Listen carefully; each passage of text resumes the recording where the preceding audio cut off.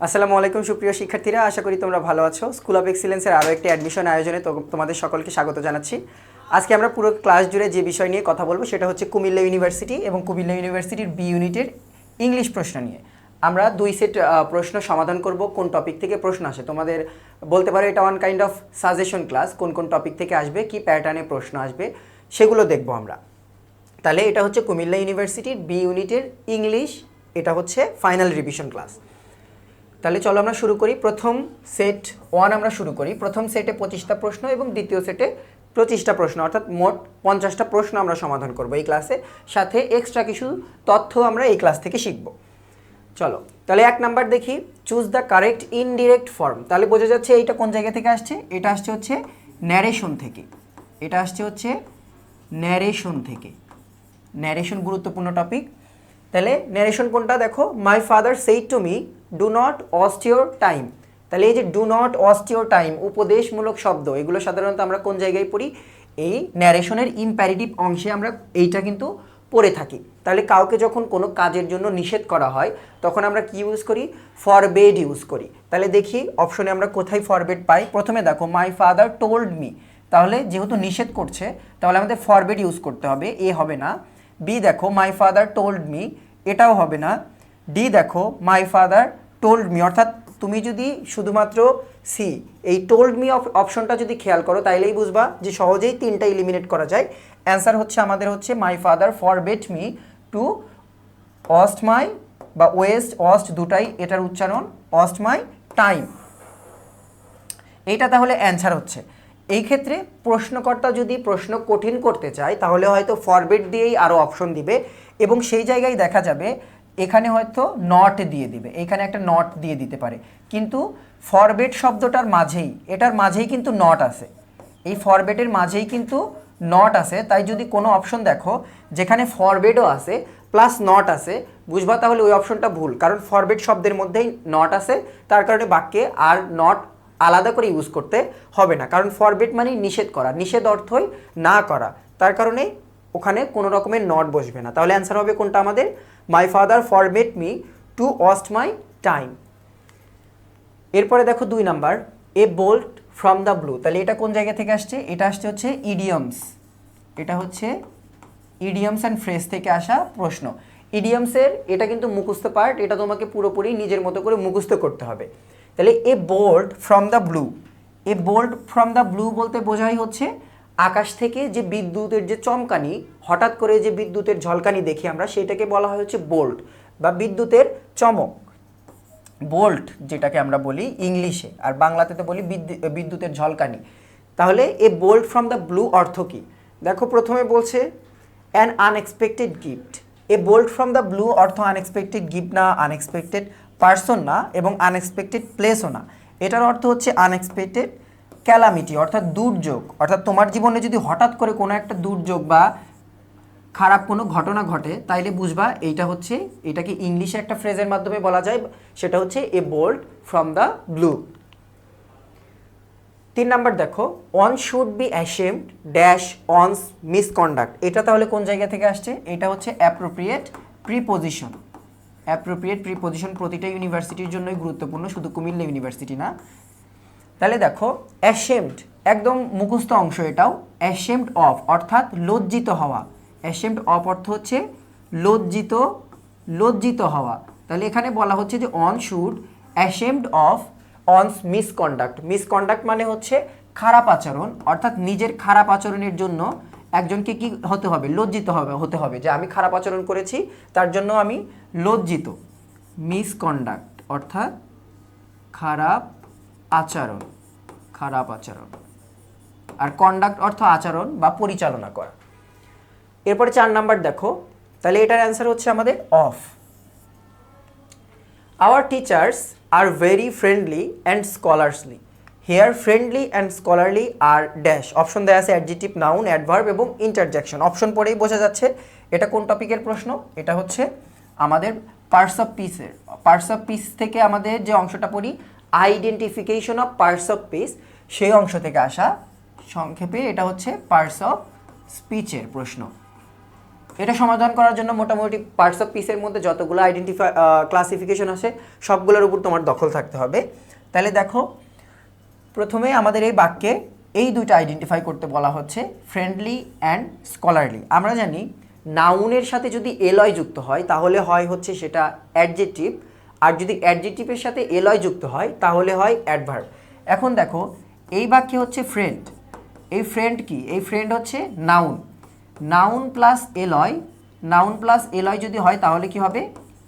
Adjective হবে, adjective হবে। তাহলে দেখো স্কলার, স্কলার মানে কি? স্কলার মানে হচ্ছে শিক্ষক বা যে পড়ায় বা কোনো বিষয়ে বিশেষ অভিজ্ঞতা আছে সে হচ্ছে স্কলার। তাহলে স্কলার, এই স্কলার হচ্ছে নাউন, এই স্কলার হচ্ছে নাউন। এই নাউনের সাথে যখন এলয় যুক্ত করলাম তাহলে এটাও কি হবে? এটাও হবে আমাদের হচ্ছে অ্যাডজেক্টিভ, এটাও হবে অ্যাডজেক্টিভ। তাহলে আমাদের অ্যান্সার হচ্ছে অ্যাডজেক্টিভস, এই দুইটাই অ্যাডজেক্টিভস। এরপরে 5 নাম্বার দেখো, which of the following is in plural form. তাহলে এটা কোন জায়গা থেকে আসছে? এটা আসছে আমাদের হচ্ছে নাম্বার থেকে, এটা হচ্ছে নাম্বারের প্রশ্ন, নাম্বার, এটা হচ্ছে নাম্বারের প্রশ্ন।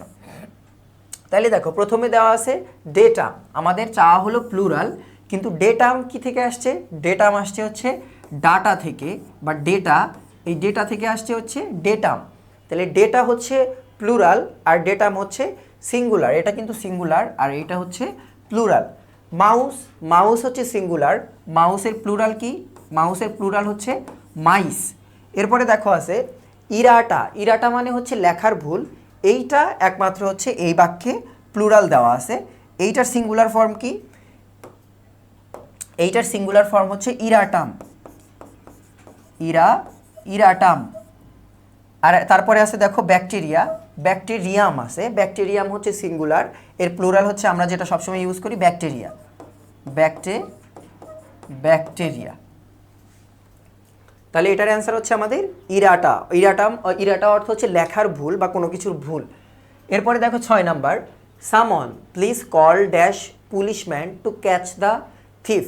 তাহলে দেখো এই যে পুলিশ শব্দটা আছে, এই পুলিশের আগে কিন্তু এ বসে না, কারণ পুলিশ বলতে মূলত একটা গ্রুপ, পুলিশ কিন্তু কখনোই সিঙ্গুলার না, পুলিশের সিঙ্গুলার হচ্ছে পুলিশম্যান, এটা কিন্তু সিঙ্গুলার। তাহলে দেখো এটা হচ্ছে সিঙ্গুলার ফর্ম এবং এটা নির্দিষ্ট করে দেয়নি। আমরা জানি নির্দিষ্ট করে দিলে দি বসে, নির্দিষ্ট করে না দিলে দি বসে না, এ অথবা অ্যান বসবে অথবা ক্রস চিহ্ন বসবে। তাহলে দেখো এখানে দি তো হচ্ছে না প্রথম কথা, এখন অ্যান বসবে না কারণ পি কিন্তু ভাওয়েল না, তার কারণে অ্যান বসবে না। আমাদের বসবে কোনটা তাহলে?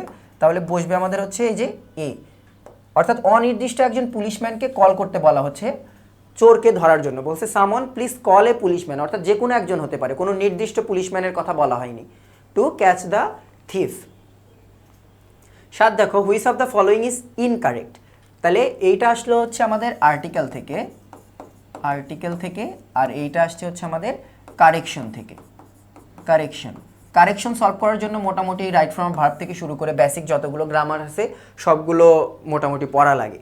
দেখো প্রথম বাক্য, we haven't goat enough milk. আমরা জানি এনাফ প্লাস কি হয়? Enough plus noun, enough plus হচ্ছে নাউন হয়। তাহলে প্রথম বাক্যে কোনো ভুল নেই। উই হচ্ছে প্লুরাল, তার কারণে হ্যাজ না বসে হ্যাভ বসেছে, হ্যাভের পরে গট বসেছে, এনাফ, মিল্ক বসেছে, প্রথম বাক্যে কোনো ভুল নেই। এরপরে দেখো সি নাম্বার দেখো, is your coffee hot enough. তাহলে আমরা জানি হট হচ্ছে একটা অ্যাডজেক্টিভ এবং অ্যাডজেক্টিভের পরে কি বসে? এনাফ বসে, এনাফ বা ইনাফ এটা বসে। এরপরে দেখো D number, she did not have enough interest. Interest হচ্ছে নাউন এবং নাউনের আগে কি থাকে সবসময়? এনাফ থাকে। তাইলে এই অংশটাও ঠিক আছে, একমাত্র ভুল কোনটাতে? ভুল হচ্ছে বিতে। বির ভুল কোন জায়গায় দেখো, I did not study enough hard. আসলে কি হবে? হবে হচ্ছে হার্ড এনাফ, হবে হচ্ছে হার্ড এনাফ, হবে হার্ড এনাফ, কারণ হার্ড হচ্ছে অ্যাডজেক্টিভ এবং অ্যাডজেক্টিভের পরে কি জানি আমরা? অ্যাডজেক্টিভের পরে হচ্ছে এনাফ বসে। তাহলে ভুলটা আমাদের হচ্ছে এই অংশটায়, অ্যান্সার বি। এরপরে 8 দেখো, which of the following is correct. এটা আসছে কোন জায়গা থেকে? এটা আসছে হচ্ছে স্পেলিং থেকে, এটা হচ্ছে আমাদের স্পেলিংয়ের প্রশ্ন। দেখো এটার অ্যান্সার কোনটা? এটার অ্যান্সার হচ্ছে এই যে এইটা। এটা সংক্ষেপে এভাবে মনে রাখো, আর্ক শব্দ নিয়ে কারোই ঝামেলা হয় না, ARCH, এই মাঝের এই 3টা লেটার নিয়ে সবার ঝামেলা হয়, এইটা নিয়ে। এভাবে মনে রাখো এই যে ARCH, আর লজি শব্দ তো ভুল হওয়ার কোনো প্রশ্নই আসে না। এই মাঝের AEO এভাবে মনে রাখো, এ হচ্ছে এই এটা কিন্তু তোমার যে এই অ্যালফাবেটগুলো আছে 26টা, এই 26টার প্রথমে কে থাকে? এ থাকে। এরপরে সিরিয়াল অনুযায়ী যাও, তারপরে কে আসে? তারপরে আসে হচ্ছে ই, এবং ই এর পরে যদি যাও তাহলে তারপরে আসবে হচ্ছে ও। এই সিরিয়ালটা যদি মনে রাখো তাইলে আর এটা নিয়ে ঝামেলা আশা করি লাগার কথা না। Arch, AEO, logy, archaeology.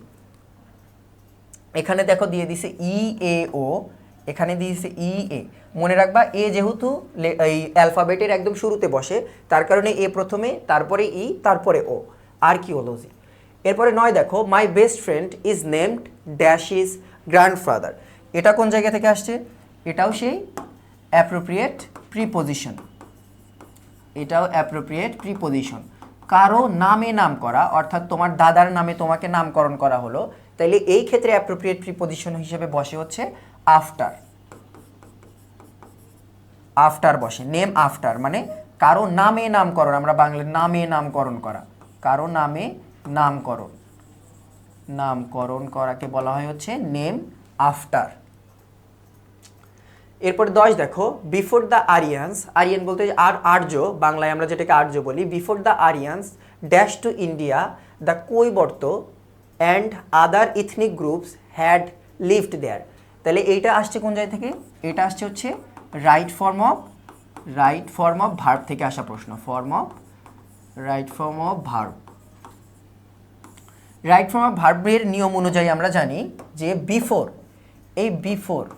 এই বিফোরের পরে কি বসে? বিফোরের পরে বসে হচ্ছে পাস্ট পারফেক্ট। বিফোর মানে হচ্ছে পূর্বে, বিফোর অর্থ হচ্ছে পূর্বে, তাই বিফোরের পূর্বে বসবে হচ্ছে পাস্ট পারফেক্ট, এবং পরে বসে হচ্ছে পাস্ট ইনডিফিনিট, পাস্ট পারফেক্ট। এছাড়া আর একটা আছে আফটার মানে পরে, তাই আফটারের পরে কি বসে? আফটারের পরে বসে হচ্ছে পাস্ট পারফেক্ট, এবং আফটারের আগে বসে হচ্ছে পাস্ট ইনডিফিনিট। এখানে পুরো বাক্য পড়ে দেখো, এই নিয়ম তোমার যদি মুখস্থ নাও থাকে তাও বুঝতে পারবা। একটা বাক্যের মধ্যে অলরেডি পাস্ট পারফেক্টটা দেওয়া আছে, তার মানে একটা বাক্যের এই নিয়ম অনুযায়ী বিফোর আফটার যুক্ত বাক্যে একটা অংশ যদি পাস্ট পারফেক্ট বা পাস্ট ইনডিফিনিট হয়, তাহলে অপর বাক্যের অপর অংশটা ঠিক তার বিপরীত হবে। তাহলে এখানে পাস্ট পারফেক্টটা দেওয়া আছে, তার মানে এই অংশে কি বসবে? পাস্ট ইনডিফিনিট বসবে একদম ইজিলি। তাহলে দেখো এই বাক্যে পাস্ট ইনডিফিনিট, এটা পাস্ট পারফেক্টে আছে, এটা প্রেজেন্ট পারফেক্টে আছে, একমাত্র এতে দেখো এ আছে হচ্ছে কেম, অর্থাৎ V2 বা পাস্ট ইনডিফিনিট, এটা পাস্ট ইনডিফিনিট V2। তার কারণে অ্যান্সার হলো আমাদের A, before the Aryans came to India the Kaibarta and other ethnic groups had lived there. অর্থাৎ যে জিনিসটা আগে ঘটে সেটা পাস্ট পারফেক্ট, আর যেটা পরে ঘটে সেটা পাস্ট ইনডিফিনিট। 11 দেখো, I am use to dash there every Monday. এটাও কোন জায়গা থেকে আসছে? এটাও হচ্ছে আমাদের রাইট ফর্ম অফ ভার্বের প্রশ্ন, রাইট ফর্ম অফ ভার্ব। দেখো আই অ্যাম ইউজ টু, আমরা একদম কমন একটা নিয়ম পড়ি যে ইউজ টু থাকলে কি দিতে হবে? ইউজ টু থাকলে আমাদের ভার্বের V1 দিতে হবে, কিন্তু এটা কিন্তু একটা ভুল ধারণা। ইউজ টুর আগে কি আছে সেটা কিন্তু তোমাকে খেয়াল করতে হবে। দেখো ইউজ টুর আগে যদি অক্সিলারি থাকে তাইলে ভার্ব প্লাস আইএনজি হবে। যদি শুধু ইউজ টু থাকে, ধরলাম কোনো একটা বাক্যে শুধু ইউজ টু দেওয়া আছে, শুধু ইউজ টু যদি থাকে তাইলে বসবে V1, আর ইউজ টুর আগে যদি অক্সিলারি থাকে তাহলে অক্সিলারি প্লাস যদি ইউজ টু থাকে, অক্সিলারি প্লাস ইউজ টু যদি থাকে তাইলে কি হবে? ভার্ব প্লাস আইএনজি হবে। এখানে দেখো অক্সিলারি আগে, ইউজ টুর আগে একটা অক্সিলারি ভার্ব আছে, অ্যাম আছে, তাহলে আই অ্যাম ইউজ টু, তাহলে এবার কি বসবে? ভার্বের আইএনজি যুক্ত ফর্ম। এখানে পুরো বাক্য খেয়াল করে দেখো, এখানে একটা মাত্র এই গোয়িং আছে হচ্ছে সিতে, ভার্ব প্লাস আইএনজি যুক্ত ফর্ম, তার কারণে অ্যান্সার হচ্ছে আমাদের C, I am use to going there every Monday. 12 দেখো, my family member do not like spicy food and I dash. এটা হচ্ছে নেগেটিভ এগ্রিমেন্ট, অর্থাৎ নার সাথে না বলা, অর্থাৎ কেউ একটা কোনো কাজ করে না, এবং আমি, তুমি বললে হ্যাঁ এবং আমিও ওই কাজটা করি না, এটা হচ্ছে নেগেটিভ এগ্রিমেন্ট। Negative agreement. আর একটা হচ্ছে অ্যাফার্মেটিভ এগ্রিমেন্ট। কেউ বললো আমি বাজারে যাই, তুমি বললা আমিও বাজারে যাই, এই হ্যাঁর সাথে হ্যাঁ মিলানোকে বলে অ্যাফার্মেটিভ এগ্রিমেন্ট। তো এখানে আমাদের না বলছে, যেহেতু না অর্থাৎ আমার পরিবারের কেউ স্পাইসি ফুড, ঝাল ফুড খায় না এবং আমিও খাই না, এটা কি এগ্রিমেন্ট? Negative agreement. এখন দেখো এখানে নেগেটিভ এগ্রিমেন্ট এবং খেয়াল করে দেখো এখানে আমাদের সাবজেক্ট দেওয়াই আছে। সাবজেক্ট যখন এরকম করে তুলে দেওয়া থাকে সরাসরি, তখন আমরা জানি যে তখন আর নেইদার বসানো যায় না, কারণ নেইদারের পরে আমরা জানি নেইদারের ফর্মটা কেমন। নেইদার বসে, নেইদারের ফর্মটা হচ্ছে এরকম, প্রথমে নেইদার, প্রথমে বসবে হচ্ছে নেইদার, নেইদারের পরে আমাদের বসবে হচ্ছে অক্সিলারি, তারপরে হচ্ছে আমাদের সাবজেক্ট বসে। যদি নেইদার বসে তাইলে নিয়মটা এরকম, কিন্তু এখানে দেখো সাবজেক্ট দেওয়া আছে। সাবজেক্ট যখন দেওয়া থাকবে কিন্তু সাবজেক্ট, তাইলে আমাদের তো নেইদারের পরে সাবজেক্ট বসে, তাইলে বোঝা যায় প্রথমেই যে আমাদের নেইদার বসবে না, তাহলে নেইদার আমাদের প্রথমেই বাদ। এখানে নেইদারের নিয়ম ভুল আছে, নেইদারের পরে অক্সিলারি তারপরে সাবজেক্ট হওয়ার কথা ছিল। এখন চিন্তা হচ্ছে আমাদের এইদার নিয়ে। এইদারের নিয়মটা কেমন? এইদারটা বসে হচ্ছে প্রথমে এইদার বসে, প্রথমে এইদার বসবে না, নেইদার যেরকম প্রথমে বসে এইদার কিন্তু তার ঠিক বিপরীত, এইদার বসবে একদম শেষে গিয়ে। প্রথমে বসে অক্সিলারি, তারপরে বসে হচ্ছে আমাদের এইদার, এইদার বা ইদার, এটা বসবে আমাদের। তাহলে এখানে দেখো প্রথমে সাবজেক্ট, আচ্ছা এই অক্সিলারির আগে কিন্তু সাবজেক্ট থাকবে, এই অক্সিলারির আগে হচ্ছে সাবজেক্ট থাকবে, সাবজেক্ট অক্সিলারি তারপরে হচ্ছে এইদার। এই বাক্যে দেখো এইদার দুইটা জায়গায় আছে, এখানে এইদারটা শুরুতে আসার কারণে ভুল, একমাত্র অ্যান্সার হচ্ছে আমাদের এই বি নাম্বারটা। তাহলে মাই family member do not like spicy food and I do not either, এবং আমিও পছন্দ করি না। 13 দেখো, what is the synonym of diligent? Diligent অর্থ কি? ডিলিজেন্ট অর্থ হচ্ছে পরিশ্রমী, অর্থাৎ যে ব্যক্তি অনেক কাজ করে তিনি হচ্ছে বা কর্মঠ, সে হচ্ছে ডিলিজেন্ট বা পরিশ্রমী। বাংলায় বললে হচ্ছে পরিশ্রমী, পরিশ্রমী। এখন দেখো প্রথমে বাক্য একদম প্রথম শব্দ হচ্ছে লেথার্জিক। লেথার্জিক অর্থ কি? লেথার্জিক অর্থ হচ্ছে লেজি, যদি একদম ইজিতে বুঝতে চাও লেজি। লেথার্জিক অর্থ লেজি। এরপরে উইক অর্থ কি? উইক অর্থ দুর্বল, ডাল মানে হচ্ছে মন মরা অবস্থা, এটা বোঝাচ্ছে। একমাত্র অ্যান্সার হচ্ছে আমাদের অ্যাসিডিওয়াস। এই অ্যাসিডিওয়াস অর্থ হচ্ছে পরিশ্রমী, কর্মঠ, এটা। তাহলে সিনোনিম অ্যান্সার হচ্ছে আমাদের ডি। 13 দেখো, here he ran with a great speed, the underline part of the sentence is a dash phrase. তাহলে এটা কোন জায়গা থেকে আসছে? এটা আসছে হচ্ছে identification of phrase and clause থেকে। সংক্ষেপে এটা হচ্ছে ফ্রেজ থেকে আসা প্রশ্ন। দেখো তাহলে আমরা জানি যে যদি ভার্ব থাকে, র্যান এখানে কোনটা? এটা হচ্ছে ভার্বের V2 ফর্ম, অর্থাৎ এটা একটা ভার্ব। ভার্বকে যেটা মডিফাই করে, সেটা হোক একটা ওয়ার্ড বা কোনো একটা ফ্রেজ বা ক্লজ, সেটা যদি ভার্বকে মডিফাই করে তাহলে কি হবে? হয় অ্যাডভার্ব ফ্রেজ হবে, নয় শুধু অ্যাডভার্ব হবে, নয় অ্যাডভার্ব ক্লজ হবে। তাহলে দেখো হি ran with a great speed. তোমরা অনেকেই এই জায়গায় প্রিপোজিশন, এই প্রিপোজিশনটা দেখে তোমরা অনেকে কনফিউজড হয়ে গেছো যে হয়তো এটা হচ্ছে প্রিপোজিশনাল ফ্রেজ, কিন্তু তোমরা এই নিয়ম হয়তো অ্যাডমিশনের এত দূর পর্যন্ত চলে এসেছো শোনার কথা যে যদি প্রিপোজিশনাল এবং অ্যাডভার্বিয়াল দুইটাই কোনো একটা বাক্যের অপশনে যদি দুইটাই দেওয়া থাকে, তাহলে কিন্তু তোমাকে চিন্তা করতে হবে হচ্ছে ফাংশন নিয়ে। তাইলে কিন্তু আর চেহারা দেখে তোমাকে উত্তর করা যাবে না। দেখো চেহারা দেখো, প্রথমে উইথ আ গ্রেট স্পিড, আমরা জানি উইথ অর্থাৎ যদি প্রিপোজিশন দিয়ে শুরু হয় তাহলে কি হওয়ার কথা? প্রিপোজিশনাল ফ্রেজ হওয়ার কথা, কিন্তু এই জায়গায় তোমাকে ফাংশন চিন্তা করতে হবে। ফাংশন যেটা হবে সেইটা হবে তোমার অ্যান্সার। তাহলে এখানে দেখো হি ran with a great speed, তাহলে উইথ আ গ্রেট স্পিড এটা কি কাকে মডিফাই করছে? এই রানকে মডিফাই করছে, যে সে দৌড়ায়। কিভাবে দৌড়ায়? দৌড়ায় হচ্ছে অনেক গতির সাথে দৌড়ায়। তাহলে মডিফাই করার কারণে এটা হয়ে যাচ্ছে আমাদের হচ্ছে অ্যাডভার্বিয়াল। তাহলে এই জায়গায় কি মাথায় রাখতে হবে? আমাদের ফাংশনটা মাথায় রাখতে হবে। এখানে এটা হচ্ছে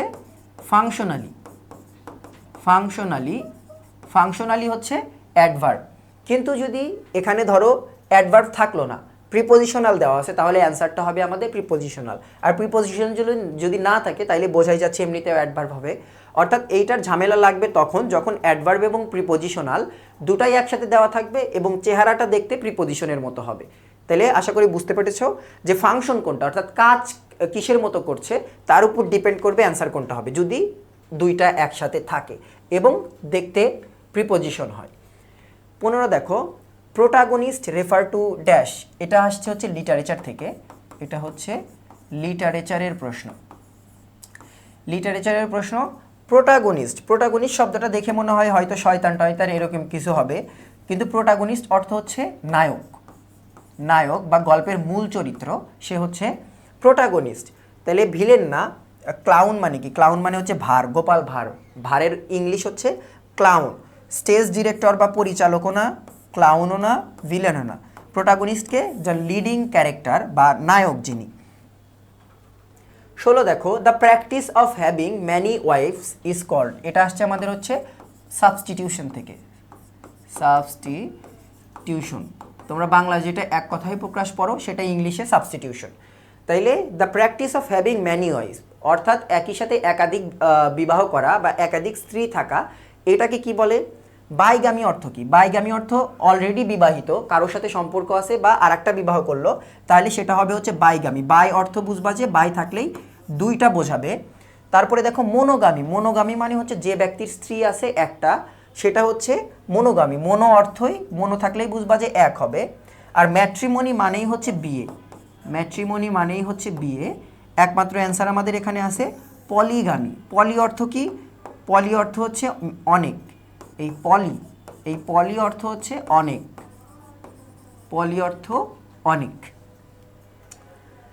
17 দেখো, choose the correct interrogative sentence of the following sentence, I do the work. তাহলে এইটা আসছে কোন জায়গা থেকে? ট্রান্সফরমেশন থেকে। এটা আসছে হচ্ছে transformation of sentence, transformation of sentence থেকে আসা প্রশ্ন। তাহলে আমাদের মূল সেন্টেন্সটা কোনটা? মূল সেন্টেন্স হচ্ছে আমাদের আই ডু দ্য ওয়ার্ক, অর্থাৎ আমি এই কাজটা করি, এইটাকে আমাকে ইন্টারোগেটিভ নিয়ে যেতে হবে।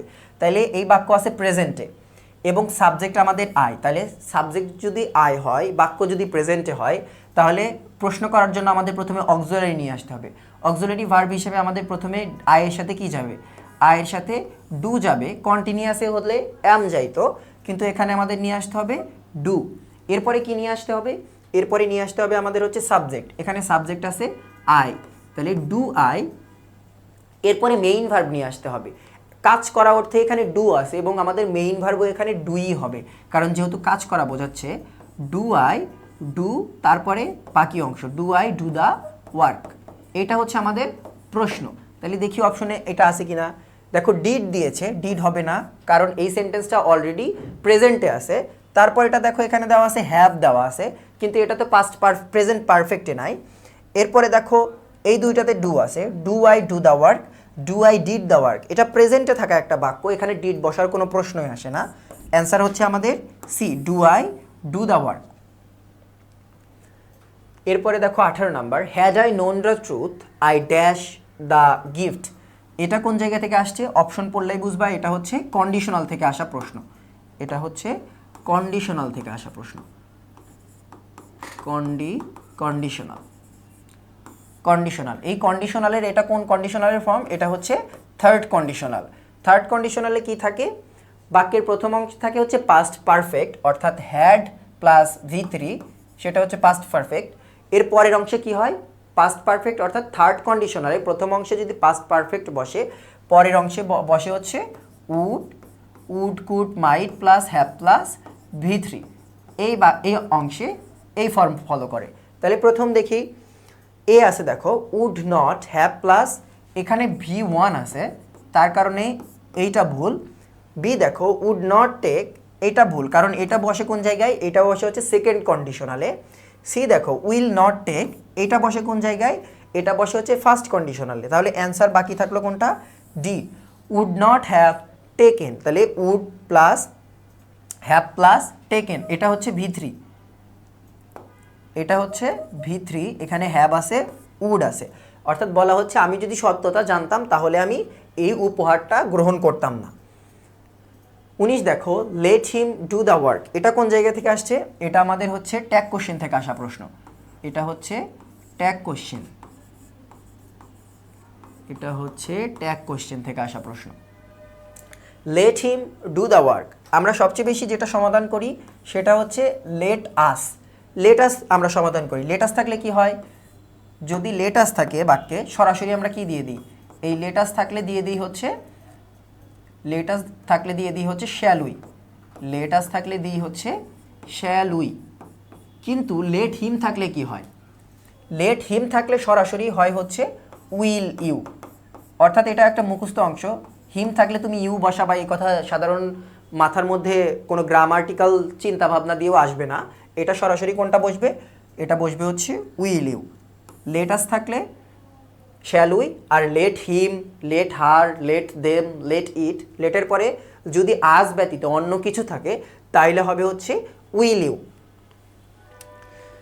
এরপরে দেখো 20 number, who is the author of the book 1984। এটাও আসছে আমাদের হচ্ছে লিটারেচার অংশ থেকে, এটাও হচ্ছে লিটারেচার পার্টের প্রশ্ন।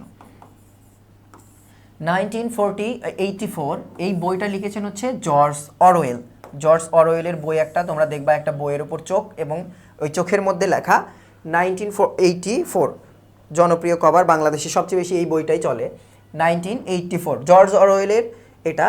জেন অস্টেনের গুরুত্বপূর্ণ এনার লেখা বই যেটা পরীক্ষায় বারবার আসে সেটা হচ্ছে pride and prejudice, pride and prejudice maybe এটাকে বলে, JUDICE, এটা হচ্ছে তার বিখ্যাত বই। শেক্সপিয়ারের তো অনেক লেখা আছে। জর্জ অরওয়েলের আর একটা বই আছে সেটা হচ্ছে অ্যানিম্যাল ফার্ম, এটাও পরীক্ষায় আসে, অ্যানিম্যাল ফার্ম।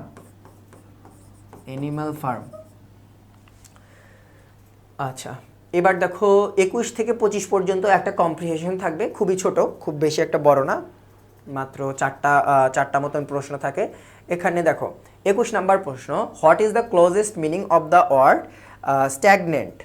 স্ট্যাগনেন্ট এই প্যাসেজে কি অর্থে আসছে আমাদের সেটা এখানে জানতে চাওয়া হচ্ছে। স্ট্যাগনেন্ট এই অর্থে এই প্যাসেজে হচ্ছে আসছে স্থবির অর্থে। এই দেখো এখানে হচ্ছে স্ট্যাগনেন্ট শব্দটা আছে।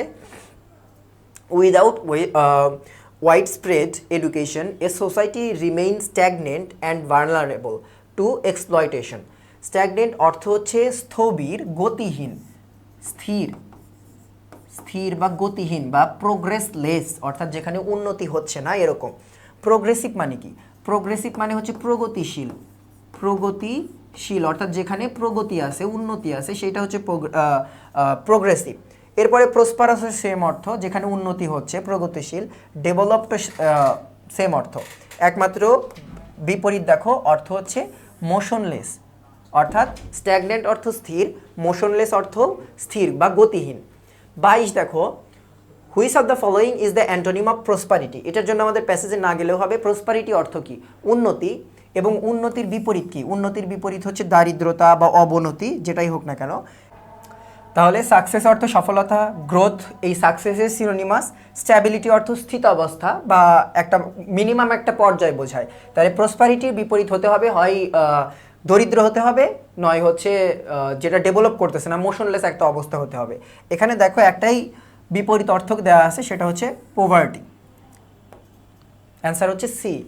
এরপরে 23 দেখো, according to the passage what is the main obstacle to education in many countries. অর্থাৎ এই প্যাসেজের মতে বেশ কয়েকটা দেশের কথা বলা হচ্ছে যেগুলোর আসলে পড়াশোনার ক্ষেত্রে বা শিক্ষার ক্ষেত্রে মূল বাধাগুলো কি কি। এটার জন্য আমাদের প্যাসেজে যেতে হবে। প্যাসেজে দেখো এই অংশটাতে পাবা, economic hardship and social inequalities often abstract educational opportunities. এইটা হচ্ছে এই লাইন থেকে মূলত প্রশ্নটা করা। তাহলে ইকোনমিক হার্ডশিপ অর্থাৎ অর্থনৈতিক অবস্থা যদি কোনো দেশের খারাপ হয় এবং সেখানে যদি অসমতা থাকে, তাইলে দেখবা যে সেখানে পড়াশোনার ক্ষেত্রে একটু অসুবিধা এই জিনিসটা হয় ওই জায়গাতে। 24 দেখো, what does the phrase challenge superstition and prejudice. এই সুপারস্টিশন অর্থ হচ্ছে কুসংস্কার, সুপারস্টিশন অর্থ হচ্ছে কুসংস্কার, এটার অর্থ হচ্ছে কুসংস্কার। তাহলে এটা প্যাসেজ না পড়লেও তোমরা এটা সলভ করতে পারবা যে সুপারস্টিশন অর্থাৎ কুসংস্কারকে চ্যালেঞ্জ করা এবং সেটাকে বাছবিচার করা। তাহলে এটার অর্থ কি হতে পারে, to support blind belief. Superstition মানেই হচ্ছে কুসংস্কার বা অন্ধবিশ্বাস, এ হবে না। এরপরে সি দেখো, টু প্রমোট ট্রেডিশনকে যদি প্রমোটই করে তাইলে তো আর প্রশ্ন করার জায়গা থাকলো না, চ্যালেঞ্জ করার জায়গা থাকলো না। তাহলে এটাও ভুল। এরপরে দেখো টু অ্যাভয়েড এডুকেশন, এডুকেশনকে অ্যাভয়েড করা মানেই কুসংস্কারের মধ্যে চলে যাচ্ছে, তাহলে অ্যান্সার হবে কোনটা? B, two question irrational ideas, অর্থাৎ অযৌক্তিক বিভিন্ন চিন্তাধারা বা কাজকর্মকে কী করা? প্রশ্ন করা, সেটাই হচ্ছে চ্যালেঞ্জ সুপারস্টিশন অ্যান্ড প্রিজুডাইস।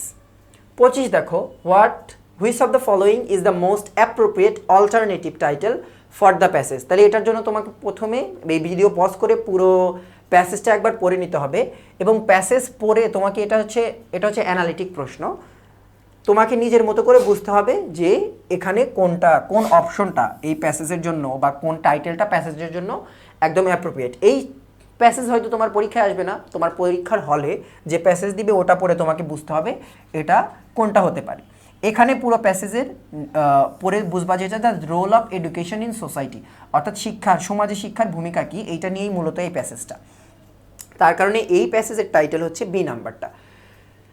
এরপরে সেট 2 এ চলে যাচ্ছি আমরা। দেখো 1 number, what is the opposite of anarchy. আচ্ছা, আমরা মনে হয় কয়েকটার সোর্স দিইনি এখান থেকে, বেশ কয়েকটা না, সবগুলোরই সোর্স দেওয়া হয়েছে মোটামুটি। এই 4টা কম্প্রিহেনশনের ছিল, তার কারণে সোর্স দরকার নেই। এখান থেকে দেখো, তাইলে প্রথমটাই আসছে আমাদের বুকঅ্যাপস থেকে, প্রথমটাই আমাদের বুকঅ্যাপসের প্রশ্ন, what is the opposite meaning of anarchy. Anarchy অর্থ হচ্ছে অরাজকতা, অরাজকতাকে ইংলিশে বলে হচ্ছে অ্যানার্কি। তাহলে দেখো কনফিউশন অর্থ কি? কনফিউশন অর্থ হচ্ছে দ্বিধা। তারপরে দেখো বলা হচ্ছে অনেস্টি অর্থ সততা, প্রভার্টি অর্থ হচ্ছে দারিদ্রতা। তাহলে অ্যানার্কির বিপরীত অর্থাৎ অ্যান্টোনিম আমাদের চাচ্ছে, অপোজিট চাচ্ছে অর্ডার। অর্ডার মানে হচ্ছে শৃঙ্খলা, অর্ডার মানে হচ্ছে শৃঙ্খলা, অর্ডার মানে হচ্ছে শৃঙ্খলা, তার কারণে বিপরীত অর্থ অরাজকতার বিপরীত হচ্ছে শৃঙ্খলা। অ্যান্সার হচ্ছে বি। 2 দেখো, there is no easy solution dash this problem. এইটা আসছে কোন জায়গা থেকে?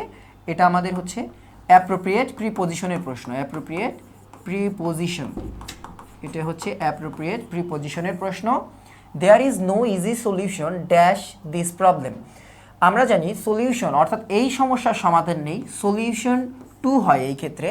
দেয়ার is no easy solution to this problem, এটা কিন্তু মুখস্থ অংশ। অ্যাপ্রোপ্রিয়েট প্রিপোজিশনগুলো ভালো করে পড়তে হবে এবং মানে অর্থ বুঝে বুঝে, কারণ এগুলো বারবার খালি মাথা থেকে বের হয়ে যায়, একটু কঠিন। তারপরে দেখো 3 number, choose the correct indirect form of the sentence he said to me what book do you want. তাহলে এইটা কোন জায়গা থেকে আসছে? এটা আসছে আমাদের ন্যারেশন থেকে, এটা আমাদের হচ্ছে ন্যারেশনের প্রশ্ন, ন্যারেশনের প্রশ্ন এটা।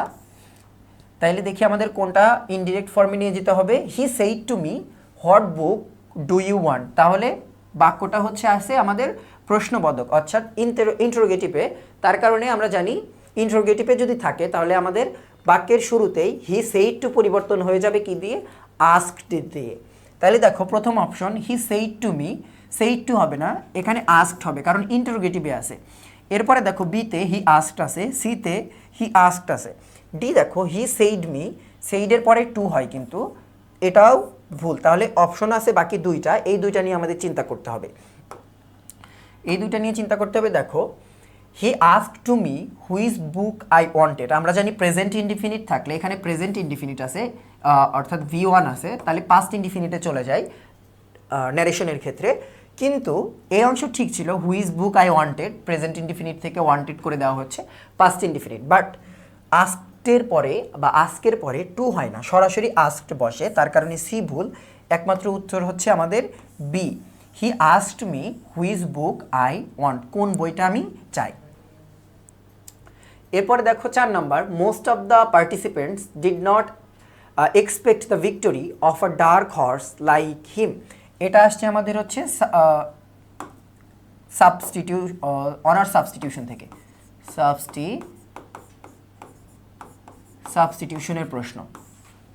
তাইলে দেখো এই ডার্ক হর্স তেমন হয় এর আগেও তোমাদের কোনো একটা মডেল টেস্টে পড়ানো হচ্ছে, বাট এই জিনিসটা বারবার পরীক্ষায় আসে, গুরুত্বপূর্ণ। ডার্ক হর্স হচ্ছে এমন একজন ব্যক্তি যাকে কেউ চেনে না, যাকে কেউ নজরে রাখেনি, বাট হুট করে সফলতা অর্জন করে। তুমি তোমার ক্লাসের একজন ব্যাক বেঞ্চারের কথা চিন্তা করো, যাকে টিচাররাও মাথায় রাখেনি যে ফার্স্ট হবে, বাট হুট করে দেখা যাচ্ছে যে হয়তো সে টপ করে ফেললো, তাহলে ওই ব্যক্তিকে বলা হবে হচ্ছে ডার্ক হর্স বা এ আননোন পার্সন, অর্থাৎ একজন অজানা ব্যক্তি যে হুট করে আসলে মানুষের নজর কাড়ে, সফলতা অর্জন করে, সেটা হচ্ছে ডার্ক হর্স। 5 নাম্বার দেখো, the money was divided not between his two sons only but between all his sons and daughters. তাহলে বলা হচ্ছে হেয়ার হিজ, মূলত হিজ আছে এখানে দুইটা জায়গায়। এই হিজটা আসলে কোন পার্টস অফ স্পিচ, তাহলে এইটা আসছে হচ্ছে পার্টস অফ স্পিচ থেকে বা identification of part of speech থেকে। Part of speech, part of স্পিচের প্রশ্ন দেখো। তাইলে হিজ, হিজ কমনলি যে প্রোনাউন, এটা আমি তুমি সবাই জানি, অর্থাৎ যে বাচ্চাটা সবেমাত্র ইংলিশ শেখা শুরু করেছে তাকেও যদি জিজ্ঞেস করে বলতে পারবে যে হিজ হচ্ছে প্রোনাউন, কারণ কারো একজন নামের পরিবর্তে বসেছে হিজ প্রোনাউন। বাট আমাদের বলা হচ্ছে যে হেয়ার, অর্থাৎ এই বাক্যে এই হিজটা কি। দেখো সন হচ্ছে আমাদের নাউন, সন হচ্ছে নাউন এবং নাউনকে মডিফাই করছে হিজ, তার কারণে এই হিজটা হয়ে যাবে অ্যাডজেক্টিভ। আর প্রোনাউন নেই, ও এখন অ্যাডজেক্টিভ, কারণ ও হচ্ছে নাউনকে মডিফাই করছে, তার কারণে অ্যান্সার হচ্ছে আমাদের সি। এখানেও সেম অবস্থা, এখানে টু, এই টুটাও অ্যাডজেক্টিভ, কারণ টু সন্স এবং হিজ সন্স এটাও অ্যাডজেক্টিভ, অর্থাৎ এখানে দুইটাই কিন্তু অ্যাডজেক্টিভ, হিজও অ্যাডজেক্টিভ, টুও অ্যাডজেক্টিভ। এরপরে দেখো 6 number, choose the appropriate plural of half. Half শব্দটার আমাদের প্লুরাল জানতে চাওয়া হচ্ছে, তাহলে এইটা আসছে আমাদের কোন জায়গা থেকে, নাম্বার থেকে, এটা হচ্ছে নাম্বারের প্রশ্ন। তাহলে হাফ এর প্লুরাল কি, হাফসোনা, হাফসোনা, হাভোনা, এটা হচ্ছে এই লাস্টেরটা HALVES, এইটা হচ্ছে হাফের প্লুরাল। এরপরে দেখো 7 number, which of the following is correct.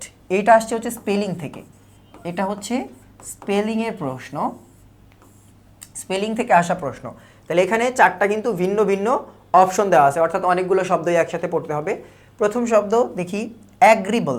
অ্যাগ্রিবল শব্দটা ভুল কোন জায়গায় আছে, এখানে হচ্ছে অ্যাগ্রি, এই জায়গাটাতে ভুল আছে, এই অংশটাতে। এটা হবে হচ্ছে AGREEABLE, অর্থাৎ অ্যাগ্রি শব্দের সাথে শুধু পুরো অ্যাবলটা লাগাই দিতে হবে, তাইলেই হয়ে যাবে অ্যাগ্রিবল। এরপরে দেখো অ্যাসাসিনেশন অর্থ কি, অ্যাসাসিনেশন অর্থ হচ্ছে গুপ্ত হত্যা, অ্যাসাসিনেশন অর্থ হচ্ছে গুপ্ত হত্যা, গুপ্ত হত্যা। এই শব্দে হয় হচ্ছে এরকম, অ্যাস গাধা, গাধা, আই ন্যাশন।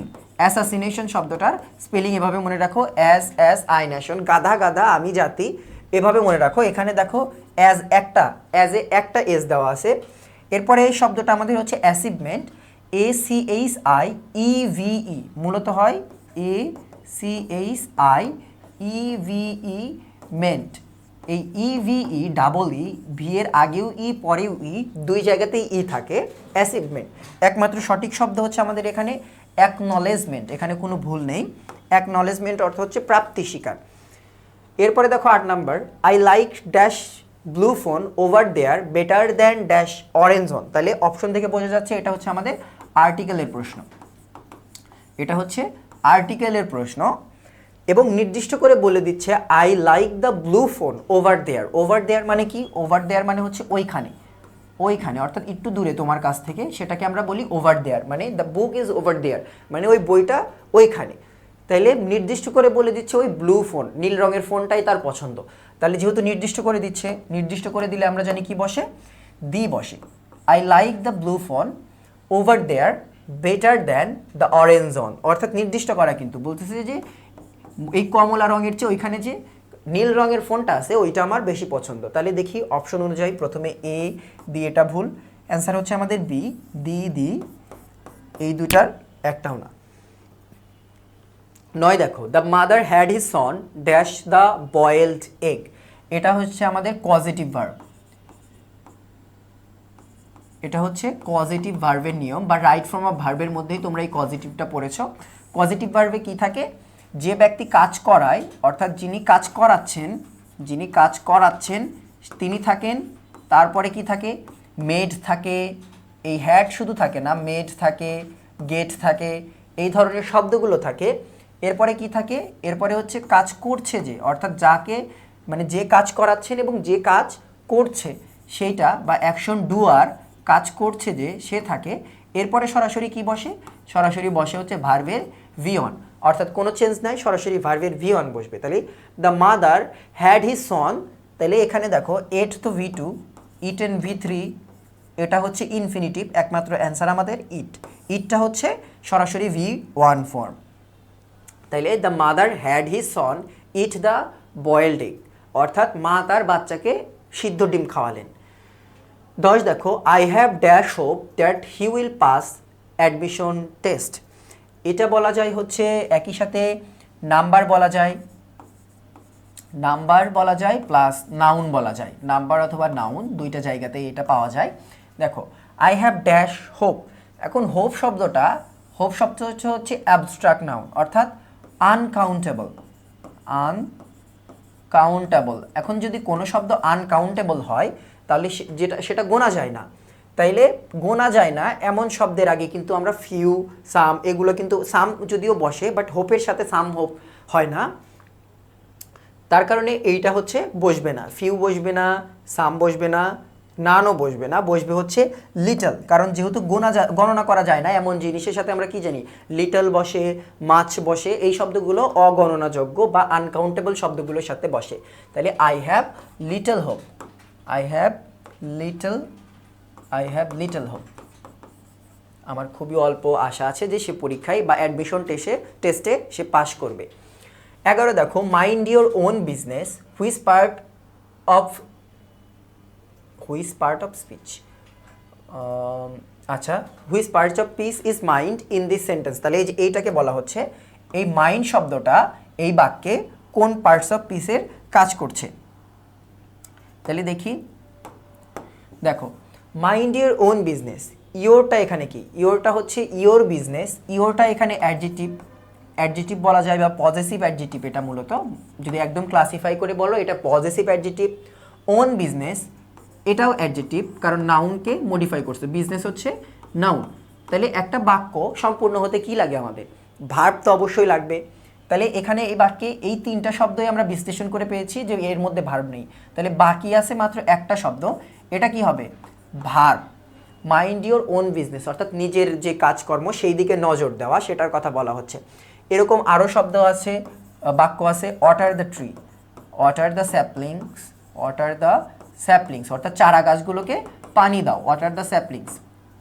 তাইলে এই জায়গায় ওয়াটার কি, ওয়াটার মানে তো আমরা জানি নাউন, বাট এই জায়গাতে ওয়াটারটা হচ্ছে ভার্ব। তেমনি mind your own business, mind যদিও নাউন হয় বাট এখানে হচ্ছে ভার্ব। তাহলে অ্যান্সার হচ্ছে আমাদের কোনটা, অ্যান্সার হচ্ছে বি, ভার্ব। এরপরে দেখো 12 number he tried dash to pass the admission test, এটাও আমাদের ইডিয়মস অ্যান্ড ফ্রেজ থেকে আসা প্রশ্ন, এটাও আমাদের হচ্ছে ইডিয়মস থেকে আসা প্রশ্ন। হি ট্রাইড ড্যাশ, এটা হচ্ছে সরাসরি অ্যান্সার, এই যে হার্ট অ্যান্ড সোল, এটার আগে কোনো রকমের প্রিপোজিশন বসে না। He tried heart and soul মানে কি, নিজের সর্বোচ্চ চেষ্টা করা, নিজের সর্বোচ্চ চেষ্টাকে ইংলিশে বলে হচ্ছে হার্ট অ্যান্ড সোল। এটার অর্থ হচ্ছে সর্বোচ্চ চেষ্টা, অর্থাৎ আপ্রাণ চেষ্টা বা প্রাণপণ চেষ্টা যেটা সেইটা। তাহলে এটাতে সরাসরি কিন্তু হার্ট অ্যান্ড সোল বসে, অ্যাবাউট। এবার দেখো 13 number the farmer harvesting crops in the field is my father, তাহলে এটা আসছে কোন জায়গা থেকে, আইডেন্টিফিকেশন অফ ফ্রেজ থেকে, এটা হচ্ছে ফ্রেজের প্রশ্ন। ফ্রেজ আর ক্লজ থেকে যে আইডেন্টিফিকেশন আসে সেই জায়গা থেকে এই প্রশ্ন এসেছে।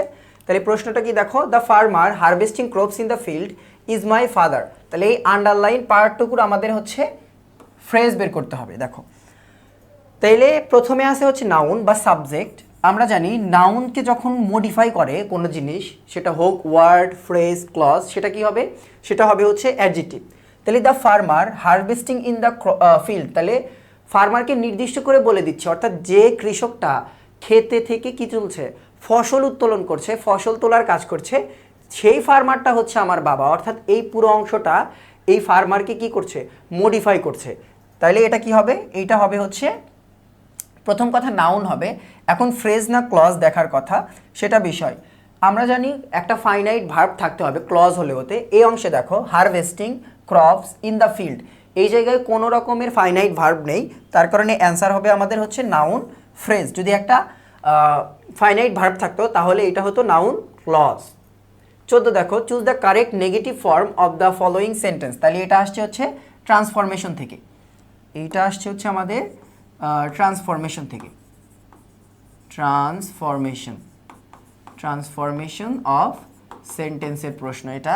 তাহলে নেগেটিভ করতে বলা হচ্ছে আমাদের আখি মিসড দ্য ট্রেন, তাহলে এটাকে আমাদের নেগেটিভ করতে হবে। আমরা জানি কি করতে হয় নেগেটিভ করতে, যে সেন্টেন্সে আছে অর্থাৎ যে টেন্সে আছে সেই টেন্সের একটা অক্সিলারি ভার্ব দরকার। যেমন এখানে পাস্ট ইনডিফিনিট আছে, পাস্ট ইনডিফিনিটের অক্সিলারি ভার্ব ডিড, যেহেতু নেগেটিভ করতে বলা হচ্ছে আমাদের একটা নট দিতে হয় এবং এই মিসড শব্দ মূল যে ভার্বটা তার একটা বিপরীত শব্দ লিখতে হয়। তাহলে মিস করা এর বিপরীত হচ্ছে ধরে ফেলা, তাহলে হচ্ছে ক্যাচ, এইটা হবে হচ্ছে এর নেগেটিভ ফর্ম আর কি। তাহলে এখানে দেখো এই বাক্যে একমাত্র কোনটাতে আছে ডিড নট, সবগুলোতেই ডিড নট আছে, এটাতে ডাজ নট আছে ভুল প্রথমেই, ডিড নট আছে, did not get the train এটা তো হতেই পারে না, গেট ইনটু দ্য ট্রেন হবে না, কারণ এখানে আমাদের একটা বিপরীত শব্দ লাগবে, মিস্টের বিপরীত একটা শব্দের পরিবর্তে এখানে ফ্রেজ আকারে হয়ে গেছে, আমাদের শুধু এটা হলেই চলবে, Akhi did not catch the train. 15 দেখো, my friend and benefactor dash come to my party. Option দেখো, এটা আসছে হচ্ছে সাবজেক্ট ভার্ব এগ্রিমেন্টের প্রশ্ন, এটা হচ্ছে সাবজেক্ট ভার্ব এগ্রিমেন্টের প্রশ্ন, সাবজেক্ট ভার্ব এগ্রিমেন্টের প্রশ্ন এটা। তাইলে দেখো মাই ফ্রেন্ড অ্যান্ড বেনিফেক্টর অর্থাৎ বলা হচ্ছে আমার বন্ধু এবং আমার হিতাকাঙ্ক্ষী বা উপকারী, বেনিফিট করে যে ব্যক্তি তাকে বলা হচ্ছে, অর্থাৎ যে ব্যক্তি ফ্রেন্ড সেই ব্যক্তি হচ্ছে উপকারী। তোমরা বাংলায় যেরকম সমাসে পড়েছ যিনি জজ তিনি সাহেব অর্থাৎ জজ সাহেব, এখানেও সেরকম মাই ফ্রেন্ড অ্যান্ড বেনিফেক্টর অর্থাৎ যে ফ্রেন্ড সেই হচ্ছে বেনিফেক্টর, অর্থাৎ একই ব্যক্তি, তার কারণে এইটার ভার্বটা হবে হচ্ছে সিঙ্গুলার। এরপরে ভার্বটা কি হবে, এরপরে ভার্ব হবে হচ্ছে সিঙ্গুলার। সাবজেক্ট ভার্ব এগ্রিমেন্টের বেশ অনেকগুলো নিয়ম আছে, এগুলো রিভিশন দিও। এরপরে দেখো 16 number, an elegy is dash, এটাও অনেকবার পরীক্ষায় আসা প্রশ্ন, এটা আসছে হচ্ছে লিটারেচার পার্ট থেকে। এলিজি জিনিসটা কি, এলিজি জিনিসটা হচ্ছে একটা সং যেটা একটা স্যাডনেস অর্থাৎ মানুষের দুঃখকে তুলে ধরে যে গানের মধ্যে, সেইটা হচ্ছে elegy, sadness expressing song expressing sadness, সেটা হচ্ছে এলিজি। এরপরে দেখো 17 number, the word brittle means, তাহলে এইটা আসছে আমাদের একটু ভুক্যাবস পার্ট থেকে আসা প্রশ্ন। ব্রিটল অর্থ হচ্ছে ভেঙে যায় এমন, অর্থাৎ বাংলায় বললে হচ্ছে ভঙ্গুর। এখন দেখো রিগিড অর্থ কি, রিগিড অর্থ হচ্ছে কঠোর বা শক্ত, হার্ড, সেটা হচ্ছে রিজিড বলে। এরপরে দেখো আছে স্ট্রং, এই রিজিড স্ট্রং সেম। সফট মানে কি, কোমল, একমাত্র ফ্র্যাজাইল শব্দ, এই ফ্র্যাজাইল অর্থই হচ্ছে ভঙ্গুর, একমাত্র এই ফ্র্যাজাইল শব্দের অর্থ কি ভঙ্গুর। দেখো 18, Abdullah has admission test dash Mahir, এটা কোন জায়গা থেকে আসছে, এটাও আমাদের হচ্ছে এটা হচ্ছে অ্যাফার্মেটিভ এগ্রিমেন্ট, এটা হচ্ছে অ্যাফার্মেটিভ এগ্রিমেন্ট। এর আগের সেটে আমরা নেগেটিভ এগ্রিমেন্ট দেখেছিলাম, এবার হচ্ছে অ্যাফার্মেটিভ এগ্রিমেন্টের প্রশ্ন এটা, affirmative agreement. Abdullah has admission test dash Mahi, এখানে দেখো সবগুলো অ্যান্সার সো দিয়ে করেছে, সো দিয়ে যদি তুমি এগ্রিমেন্টের উত্তর দিতে চাও তাহলে কিভাবে ইউজ করতে হবে, সো প্রথমে দিতে হয়, তারপরে আমাদের অক্সিলারি ভার্ব দিতে হয়, তারপরে হচ্ছে সাবজেক্ট দিতে হয়। এখানে আমাদের সাবজেক্ট হচ্ছে মাহির, এখানে দেওয়াই আছে, তাইলে আমাদের এর আগে একটা অক্সিলারি লাগবে, তারপরে সো লাগবে। এখন ওই ফর্মে দেখো প্রথমে ডাজ দেওয়া আছে ভুল, এরপরে দেখো আছে সো হ্যাজ, এটা হতে পারে, এরপরে দেখা আছে ইজ সো ইজ। এখন তাহলে এই দুইটা ফর্ম মিলে গেছে, এখন দেখতে হবে আসলে অ্যান্সার কোনটা হয়। আব্দুল্লাহ হ্যাজ, এখানে হ্যাজ অর্থ কি, থাকা অর্থ বোঝাচ্ছে, তাইলে আব্দুল্লাহর অ্যাডমিশন পরীক্ষা আছে, মাহিরেরও আছে, তাই থাকা অর্থে অ্যান্সার কি হবে, সো হ্যাজ হবে এখানে অ্যান্সার। আব্দুল্লাহর অ্যাডমিশন টেস্ট আছে, সো হ্যাজ মাহিরেরও অ্যাডমিশন টেস্ট আছে। 19 দেখো, climbing up a tree I saw a grey monkey who was climbing up the tree, তাইলে এইটা আসছে কোন জায়গা থেকে, এটা আসছে আমাদের হচ্ছে ড্যাংলিং মডিফায়ার থেকে, এটা হচ্ছে আমাদের ড্যাংলিং মডিফায়ারের প্রশ্ন, ড্যাংলিং মডিফায়ারের কোশ্চেন এটা। Climbing up a tree I saw a grey monkey, এই ড্যাংলিং মডিফায়ারে কি থাকে, অর্থাৎ ড্যাংলিং মডিফায়ার অর্থ হচ্ছে উল্টাপাল্টা মডিফায়ার বা ভুল modifier, climbing up the tree I saw a grey monkey. এখন দেখো এখানে মূল কথা বলা হচ্ছে যে হু was climbing up the tree, কে গাছে উঠছিল। এখন ড্যাংলিং মডিফায়ারের নিয়ম অনুযায়ী ক্লাইম্বিং আপ দ্য ট্রি অর্থাৎ এই অংশে যে সাবজেক্টটা উজ্জ্ব থাকে পরের অংশের প্রথমেই সেইটা প্রথমে বসে, একদম শুরুতে বসে। তাহলে বোঝা যাচ্ছে এই যে আই, এই আইটা হচ্ছে সাবজেক্ট। তাহলে আই যদি এই অংশের সাবজেক্ট বানাও বাক্যটা কেমন হবে? I was climbing up a tree I saw a grey monkey, মানে আমি গাছে উঠেছিলাম, মানে এই অংশের সাবজেক্ট হচ্ছে এই আইটা। তাহলে এখানে স্পিকার ইনি নিজে হচ্ছে গাছে উঠেছে, বানরটা কিন্তু না, এনার কথা বলা হচ্ছে। ড্যাংলিং মডিফায়ারে দেখবা যে প্রথম অংশে একটা সাবজেক্ট উজ্জ্ব থাকে এবং প্রথম অংশের যে সাবজেক্টটা অর্থাৎ যে ব্যক্তি প্রথম অংশের কাজ করছিল তাকেই পরের অংশে প্রথমে রাখা হয়। তার মানে বোঝা যাচ্ছে এই আইটাই হচ্ছে এই অংশের সাবজেক্ট। তাহলে আই যদি সাবজেক্ট হয় তার মানে কি আই হচ্ছে এই বাক্যের স্পিকার। তাহলে বলা হচ্ছে who was climbing up the tree, the speaker, the monkey, somebody else, none. নানও হবে না, সামবডি ইলসও হবে না, মানকি হবে না। কেন? কারণ আই কোনোদিন মানকি হতে পারে না, এটা হচ্ছে স্পিকার নিজের কথা নিজে বলছেন, তার কারণে এখানে অ্যান্সার কি হবে? অ্যান্সার হবে হচ্ছে দ্য স্পিকার। দ্য স্পিকারটা হবে আমাদের এখানকার অ্যান্সার। 20 দেখো, who wrote the book a voice to Lilliput. এটা হচ্ছে লিটারেচারের প্রশ্ন, লিটারেচার, এটা হচ্ছে লিটারেচারের question, literature. A voice to Lilliput, এইটা কে লিখেছে, কার লেখা এটা? উইলিয়াম শেক্সপিয়ারও লেখেননি, আর.এল. স্টিভেনসনও লেখেননি, থমাস হার্ডিও লেখেননি, এটা লিখেছেন হচ্ছে জনাথন সুইফট। এনার হচ্ছে এ ভয়েস অফ লিলিপুট। এরপরে দেখো, এরপরে হচ্ছে কম্প্রিহেনশন, এরপরে আবার সেই কম্প্রিহেনশন। তাহলে আমরা শুরুতে চলে যাই। প্রথম প্রশ্ন আমাদের দেখো এখানে আছে হচ্ছে ইন্টিগ্রেশন। আমাদের এই প্যাসেজে ইন্টিগ্রেশন অর্থটা কি সেটা আমাদের কাছে জানতে চাওয়া হচ্ছে। ইন্টিগ্রেশন অর্থ হচ্ছে মিশ্রণ, অর্থাৎ কোনো কিছুকে মিশ্রণ, কোনো কিছুকে একত্রিত করা, সেটাকে বলা হয় হচ্ছে ইন্টিগ্রেশন। এই বাক্যে এখানে কোন জায়গায় ইন্টিগ্রেশন আছে সেইটার মিনিং দেখতে হবে, বাট ইন্টিগ্রেশন অর্থই আমরা সরাসরি জানি। এই দেখো integration, economic integration has enabled countries to access wider markets. অর্থাৎ মূল কথা বলা হচ্ছে যে একাধিক দেশের অর্থনীতির এই মিশ্রণ বা একসাথে হওয়া মূলত হচ্ছে ট্রেড বা বাণিজ্যের মাধ্যমে বা গ্লোবালাইজেশনের মাধ্যমে কি করেছে, যে বিশ্বকে একটা মার্কেটে পরিণত করেছে এবং অনেক বেশি রিসোর্সকে নিয়ে এসেছে। এই ইকোনমিক ইন্টিগ্রেশন বা বিভিন্ন অর্থনীতির মিশ্রণকে, বিভিন্ন দেশের অর্থনীতির মিশ্রণকে। তাহলে মূল কথা এই বাক্যে মিশ্রণ বা একত্রীকরণ অর্থ এসেছে। তাহলে সেপারেশন অর্থ কি? সেপারেশন অর্থ হচ্ছে আলাদাকরণ, আলাদা করা, আলাদা করা। এরপরে দেখো লেখা আছে আইসোলেশন। আইসোলেশন অর্থ হচ্ছে করোনার সময় এই শব্দটা পড়েছ, আইসোলেট করে দেওয়া, পৃথক করে দেওয়া। কম্পিটিশন অর্থ প্রতিযোগিতা। তাহলে একমাত্র ওয়ার্ড যেটা মিশ্রণ বোঝায় সেটা হচ্ছে কম্বিনেশন। কম্বিনেশন কি থেকে আসছে? কম্বাইন করা থেকে, অর্থাৎ কোনো কিছুকে একত্রিত করা, কম্বাইন করা। 22 দেখো, which of the following is the antonym of inevitable. Inevitable অর্থ কি? ইনএভিটেবল অর্থ হচ্ছে অনিবার্য, অনিবার্য অর্থাৎ যেটা নিবারণ করা যায় না সেটা হচ্ছে অনিবার্য, ঘটবেই এমন, এইটার আমাদের অ্যান্টোনিম দরকার। তাহলে দেখো ডেফিনিট, ডেফিনিট অর্থ কি? ডেফিনিট অর্থ হচ্ছে নির্দিষ্ট, অর্থাৎ ডিফাইন করা, যেটা একদম নির্দিষ্ট। আনঅ্যাভয়েডেবল অর্থ কি?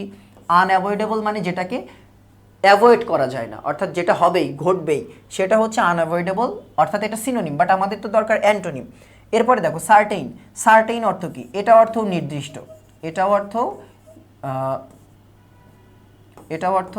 নির্দিষ্ট, এটাও অর্থ নির্দিষ্ট, এটাও অর্থ নির্দিষ্ট, অনিবার্য, অর্থাৎ মূল কথা এগুলো সব সার্টেইন অর্থ বোঝাচ্ছে। একমাত্র অপশনাল অর্থ হচ্ছে ইচ্ছা, অর্থাৎ একটা হচ্ছে অনিবার্য যেটার উপর তোমার কোনো হাত নাই, ঘটবেই, আর একটা হচ্ছে অপশনাল অর্থাৎ তোমার এর উপরে হাত আছে, তুমি চাইলে এটা নাও করতে পারো বা এটা করতেও পারো, অপশনাল, এটা হচ্ছে এটার বিপরীত। 23 দেখো, according to the passage what is on negative effect of globalization, অর্থাৎ কোনটা এখানে গ্লোবালাইজেশনের নেগেটিভ ইফেক্ট। এখানে পড়লেই বোঝা যাবে, দেখি আমরা। ফাস্টার কমিউনিকেশন, এটা কি নেগেটিভ ইফেক্ট? অবশ্যই না, কারণ গ্লোবালাইজেশনের কারণে আমরা দ্রুত যোগাযোগ করতে পারছি, এটা তো ভালো বিষয়, এটা অবশ্যই ভালো এরপরে তাহলে এটা অ্যান্সার হবে না, আমাদের নেগেটিভ ইফেক্ট যাচ্ছে। তারপরে দেখো গ্রোথ অফ ইন্টারন্যাশনাল ট্রেড, যদি আন্তর্জাতিক বাণিজ্য না থাকতো তাইলে কিন্তু অনেক সুযোগ সুবিধা আমরা পেতাম না, তার কারণে এটা একটা ভালো দিক, নট নেগেটিভ। তারপরে দেখো এক্সচেঞ্জ অফ আইডিয়াস, অর্থাৎ ইন্টারন্যাশনাল ট্রেডের মাধ্যমে কিন্তু বা গ্লোবালাইজেশনের মাধ্যমে কি হয়, অর্থাৎ বিভিন্ন আইডিয়ার কিন্তু পরিবর্তন মানে বিনিময় হয় আর কি, এক্সচেঞ্জ হয়, এক দেশের আইডিয়া আর এক দেশে যায়, বিভিন্ন ডেভেলপমেন্ট সম্পর্কিত, টেকনোলজি সম্পর্কিত। তো এটাও কিন্তু ভালো দিক। একমাত্র তাহলে খারাপ দিক কোনটা? খারাপ দিক হচ্ছে থ্রেট টু লোকাল ইন্ডাস্ট্রিজ, অর্থাৎ যখন এই গ্লোবালাইজেশনটা বেড়ে যায় তখন লোকাল যে ইন্ডাস্ট্রিগুলো হয় এগুলো একটু ক্ষতিকর, মানে ক্ষতির সম্মুখীন হয়।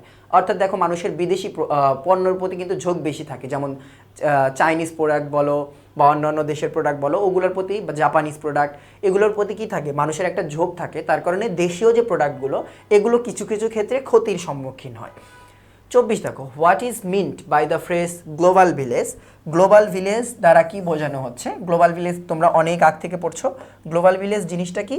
The world connected closely through technology and communication, অর্থাৎ যোগাযোগ মাধ্যম, প্রযুক্তির মাধ্যমে যখন পৃথিবীকে একসাথে কানেক্ট করা হয় সেইটা হচ্ছে কাছাকাছি অর্থে গ্লোবাল ভিলেজ, এটা ব্যবহার করা হয়। তোমরা আইসিটিতে সেই ক্লাস 6 থেকে পড়ছো এটা। 25 দেখো, which of the following can be the best alternative title for the passage. তাহলে এই প্যাসেজের জন্য এই টাইটেল কি হতে পারে? এর জন্য তোমরা এই প্যাসেজটা পুরোখানি একবার পড়বা এবং তারপরে এটা তো আসবে না, হয়তো সম্ভাবনা খুব একটা কম, খুবই কম। ওই প্যাসেজ হয়তো প্রশ্নকর্তা নিজে বানাবেন, তারপরে তোমাদের এই প্যাসেজটা দিবে। তো এটার অ্যান্সার কি হবে? ইফেক্ট অফ গ্লোবালাইজেশন, মানে মূল প্যাসেজটা পড়লে বুঝবে যে গ্লোবালাইজেশনের আসলে প্রভাব কেমন, সেটা নিয়ে পুরো প্যাসেজটা লেখা, তার কারণে টাইটেল এটা হবে। তাহলে এই ছিল তোমাদের মোট 50টা প্রশ্নের সমাধান। আশা করি কোন কোন টপিক থেকে প্রশ্ন আসে এটা নিয়ে তোমাদের আর কনফিউশন নেই। এখন শুধু সময় তোমাদের রিভিশন দেওয়ার। আশা করি তোমাদের পরীক্ষা ভালো হবে। আজকের মতো ক্লাসটা এই পর্যন্তই। আল্লাহ হাফেজ।